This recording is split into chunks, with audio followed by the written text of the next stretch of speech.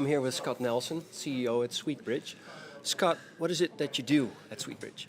Well, we're trying to provide liquidity to the supply chains of the world and to unlock the value in the $700 trillion of assets in the world. That's quite an amazing goal to set. Well, we've never been accused of thinking small. All right. So, how does blockchain technology play into that goal? Well, before the blockchain, I was actually thinking about doing this. So this is something I've been thinking about for a long time. Actually even looked at a business model a number of years ago, whether this was possible to do, and it wasn't. And so what blockchain brings to the party that a lot of people haven't really understood is the union of the ability to execute a legal agreement at the same time you execute a value transfer, and at the same time that you update the records that are the official records of what's happened.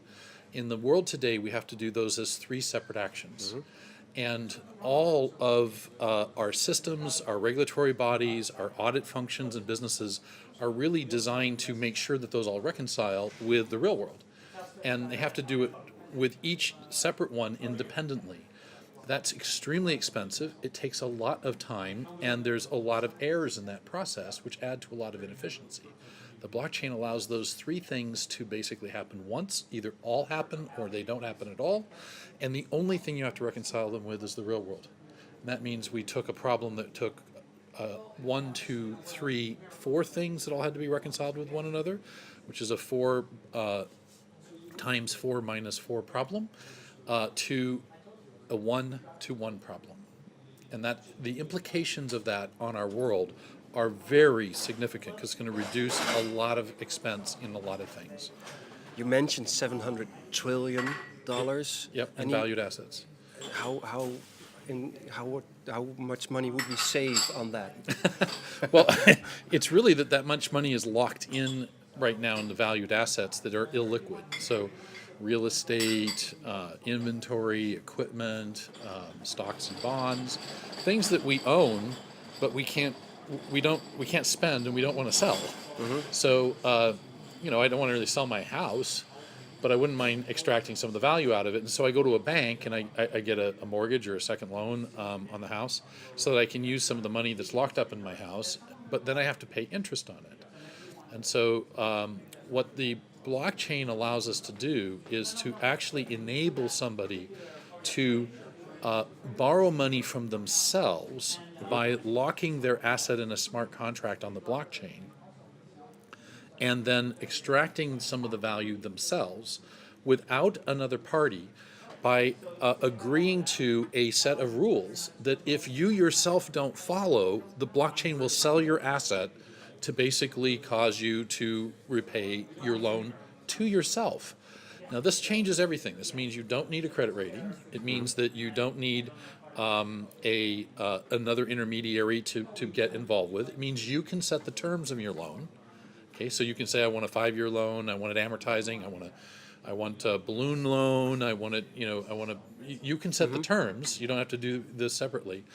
And for businesses, this is really significant because they typically have to have different kinds of loans for different kinds of assets. So you have loans for the equipment that you have in your factory, you have loans for the computers that you have, which you lease, you have loans for the inventory that you have, the raw materials that you have to buy, you have loans for your receivables that you're not being paid on by your customers because you've got some really big customers and they pay very poorly. Mm-hmm. And you have these different instruments, and each of these have different costs, and it's very difficult to work with each of the parties that have these loans because they all have to agree with one another about you getting new loans. Right.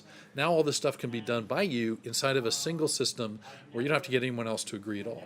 And this would work on the Bridgecoin blockchain? It's not a separate blockchain. It's not? No. Okay. Right now, we use 2 blockchains. One is Ethereum. Mm-hmm. Ethereum is where the tokens that we're creating are based, and also the Hyperledger blockchain, which is where some of the supply chain transaction stuff and settlement activity that we're doing is, where the information needs to be kept private between parties. Okay. So, introducing liquidity, as you explained, is interesting both for private individuals and for companies. But Yes. let's be honest. If I look at myself, I'm not always the most disciplined guy, and I don't want a smart contract to sell my car if I'm late on a payment. How does that work? How would the yeah, contract even be legally allowed to sell my car? So first, that's two separate questions. Yes. So let's deal with those independently. Let's take the issue of not wanting to have your car sold out from underneath you because you missed a payment. Because of it's you loaning you, you can actually give yourself more leniency in what you do. Now there are limits to what you can do. It's not like you can say, well, I don't want to pay this month, and oh, next month I decided I don't want to pay, and oh, by the way, next month I decided I don't want to pay, because a car is a depreciating asset. And so if the value of the asset starts to get down to a point where you don't have enough interest in the asset, well, then you might just say, forget it, I'm just going to let this thing go. It's worth less than I owe on it. Okay? So we have to make sure that doesn't happen. But you can control things that today you can't control. Like you can say, I don't want to make a payment this month, but I'll increase my payments over the rest of the year to make up for it, or other kinds of things. As long as the loan repayment stays above the value from a collateral perspective, we can allow you to do whatever you want. Now, once it falls below that, though, it has to be sold if you won't basically pay it off. Right. Because the network it loaned you the money, and at some point, you have to actually take responsibility. But you can have a lot more freedom. Now, the other question you had, well, actually, I've kind of forgotten what the other question you had was. Which Would the contract even be allowed to sell my car? right, legally? yeah, legally. How do we tie this all into the real world? Well, this is the really important question. You have to actually put in place contracts, which are called Ricardian contracts, that actually exist in the real world, and they would be like a contract that you would get from a bank today to borrow money for your car. It'd be exactly the same. The difference is the legal contract that exists in the real world would delegate the state of the vehicle in terms of its ability to be sold to this blockchain smart contract, and agree to be bound by that. And that's what you have to do. Now, you have to do this in literally every different legal jurisdiction around the world. So it's a gargantuan task, and it's going to take years and years and years to accomplish. And it's why we have created a large legal ecosystem where we're trying to pull together lawyers and law firms and legal services businesses who want to enable contracts that will be actually attached to assets, where the asset itself carries its own contract. The contract that allows you to rent it, sell it, and whatnot actually gets bound to the asset instead of being bound to the parties.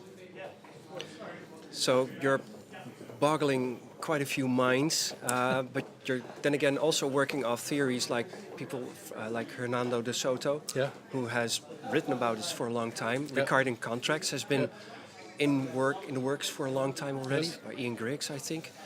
Does this feel like the coming together of all kinds of dreams that you're now making happen, or are we still at the very early stages of this new development? So a little of both. So we're obviously standing on the shoulders of giants, and we're just these little folks that have said, well, if this is true, and this is true, and this is true, and this is true, well, geez, you could put all this together. Isn't that great? So we really haven't invented anything new here. We have kind of just brought a bunch of things that other people thought deeply about for a long time to the party. But there is still a developmental activity to this, and that is, the blockchain piece is still kind of nascent. It's evolving faster than anything I've ever seen. And I was around for the original kind of development of the microcomputer and also the internet. And both of those evolutions took a lot longer than this is taking. So though it's nascent, I think many people will look back at this year, 2017, and say that was the year it really all became real. It's kind of changing the Gartner hype cycle, maybe. Yeah, I think it is. Speeding it up. I think it is. Yeah. Now, you mentioned working in a consortium, bringing in all these lawyers and other related activities to help forward this idea. What are your thoughts on the blockchain hackathon? Oh, I love it. I mean, in fact, I mean, the quality actually of the Blockchangers and the group that Rutgers pulled together really stands out in my mind in comparison to a lot of other groups I've met around the world, who are also fabulous, don't get me wrong, but there's a diversity here of parties and interests that's pretty broad and atypical. A lot of the hackathons or groups that you see out there are either really tech-centric or really centered on a particular space like fintech or something. I mean, this is very broad. I mean, very broad. And it's unique. It's unique. Okay. If you were to hope for an outcome of the upcoming blockchain hackathon, what would it be? We'd win.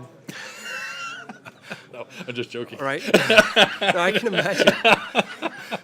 Right. Let's put it in a little broader perspective. No, I think the outcome is not the prize. Mm-hmm. That was just purely in jest. We're not even competing, so it's the. I think the outcome is people learning, and it's not. I don't think it's a hope that will happen. I think that does happen each time, and out of that will happen ideas that will form new businesses and will start new friendships, create new technologies and new ideas, and people will connect not only personally, but they connect. Kind of in a broader way with a community that they start to get a sense of doing things, and I think that's the most important thing that happens from these hackathons. Thank you. Yeah, you're welcome.